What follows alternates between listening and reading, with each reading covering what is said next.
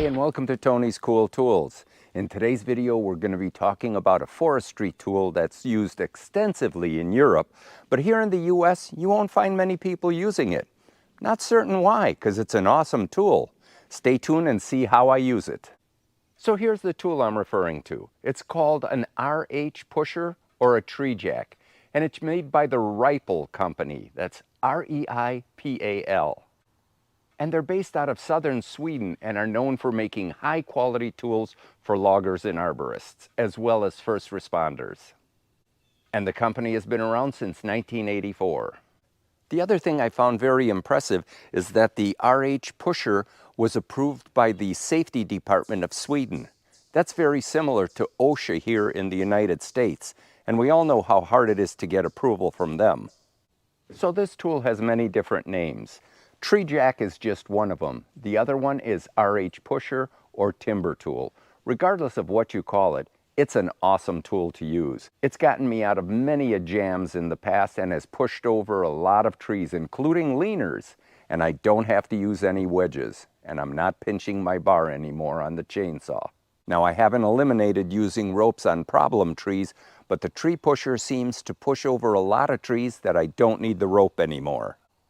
Now, I've been using a tree pusher for over 6 years now. Not this specific model. I have the RH2, or I had the RH2.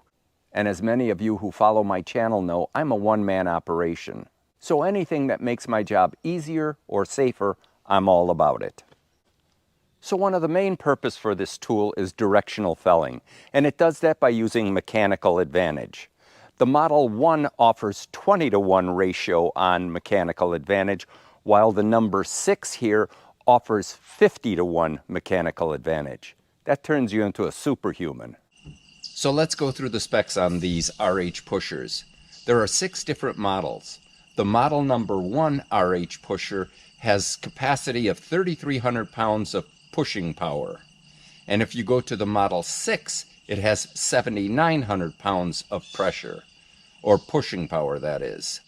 So you're almost talking 4 tons of force that you can push over. And as far as how much it weighs, the Model 6 weighs 53 pounds, whereas the model number 1 weighs 26 pounds. Now naturally, this isn't anything you want to lug through the woods with you every single day, but if you have some trees that you really need pushed in a specific direction, this is the tool you want. So to carry or transport the pusher, the models 1 through 3 have a sling that goes around here and you put it on your shoulder. And the models 4 through 6 have this handle right here that you carry. So in the collapsed or travel position, the tool is 54 inches in length. And in the fully extended position, it's 106 inches in length. That's a lot of pushing power.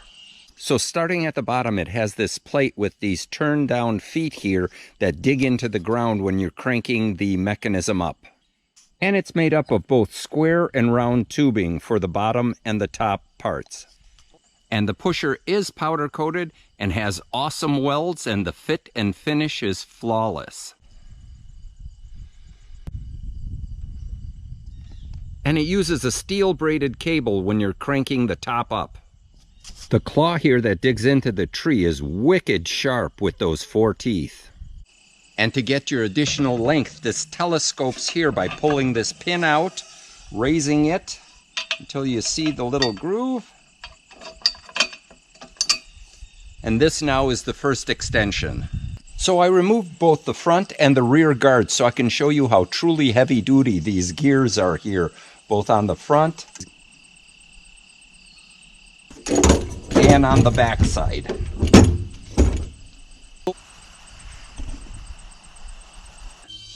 So with the braided cable and the metal gears, you have 165 pounds of cranking power here.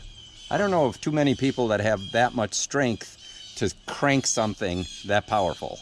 So the other neat thing about the RH pusher is the fact that this handle here folds for transportation so it doesn't snag anything and has a smaller profile.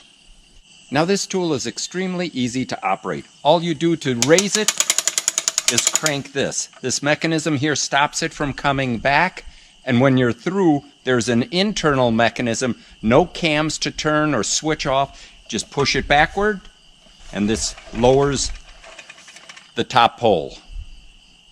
So occasionally you might have a job where the tree is too close here, whether you have a house right next to you or whatever, and this handle interferes with the tree.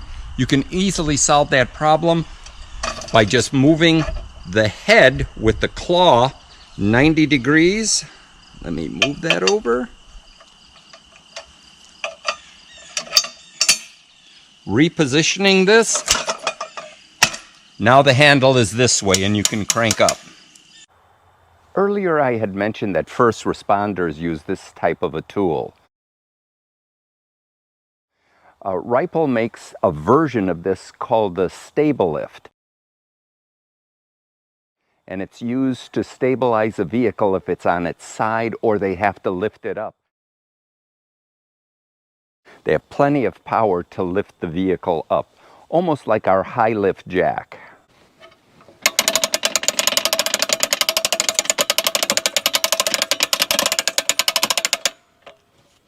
Now the RH Pusher 2 and 3 have removable heads, so this claw comes out and you could put different accessories on here. So you can do construction jobs like stabilizing beams or straightening a beam out or just holding the beam in place while you're working. And with additional accessories, the Model 2 and 3 also can be converted into lifting logs by the end grain with a bar that comes on this unit. So I took you through all the specs on the RH Pusher as well as the Ripple company. So now let me show you how this works. We're going to push this tree over and show you how this works in a directional felling type of job. So in setting up the pusher, you want to make sure that the ground is nice and firm, and if it isn't, you need to get a piece of wood like a 2x6 or a 2x10 and put it right on the bottom. But this ground right here is pretty good. I won't have any problems setting up the pusher. I've already extended the top part here, and the claw will dig right into the tree here with no problem. And now all I'm going to do is give it a couple of cranks, and we're ready to make our face cut. Okay, let's make our face cut now. I'm using my Steel MS462.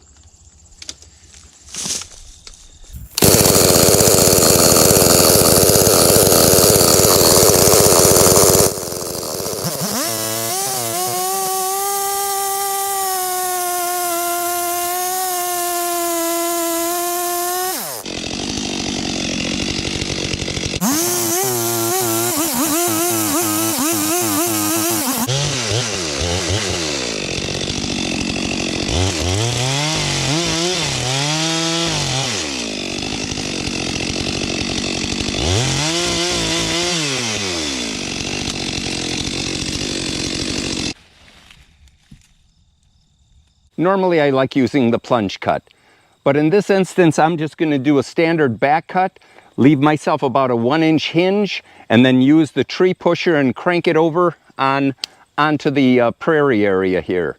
Now we do have a wind coming in this direction, which is opposite of what I'm trying to push, and normally you wouldn't want to do that, but with the tree pusher I have no problems.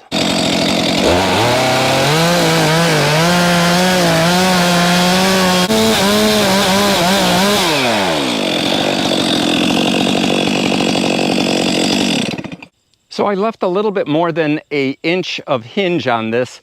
Let me show you how easy it is to push this over now.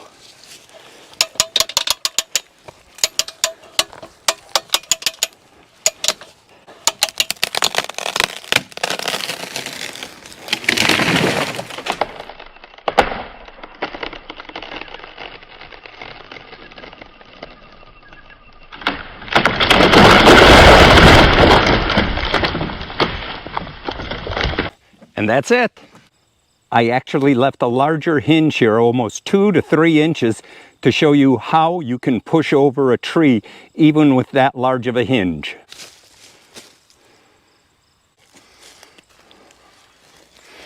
So here are the benefits of the tree pusher. First, no more pinched bars on your chainsaw when you're making the back cut. Second, I seldom use any wedges except on large trees to make sure that the kerf is opened on either side. Third, it's great for leaners. You can push a tree over in the direction you want. And lastly, it's awesome for directional felling. Put the tree down where you want it. So here are the new kids on the block. In an effort not to make this video super long, I'm going to review these two log tongs by Ripple in a future video. In a couple, 2-3 weeks, I'll be having it. You're going to want to come back. They're pretty cool. So it's been awesome working with the folks from Ripple in Sweden. However, they do have a US distributor here, or a dealer that supplies these parts. And that's Viking Mountain Toolworks in Iowa. I'll have all the contact information for both Ripple and Viking Mountain Toolworks in the info section below. So if you've enjoyed this video, please like, share, and subscribe, and give me a thumbs up as well. And remember, pass it forward, make the world a better place.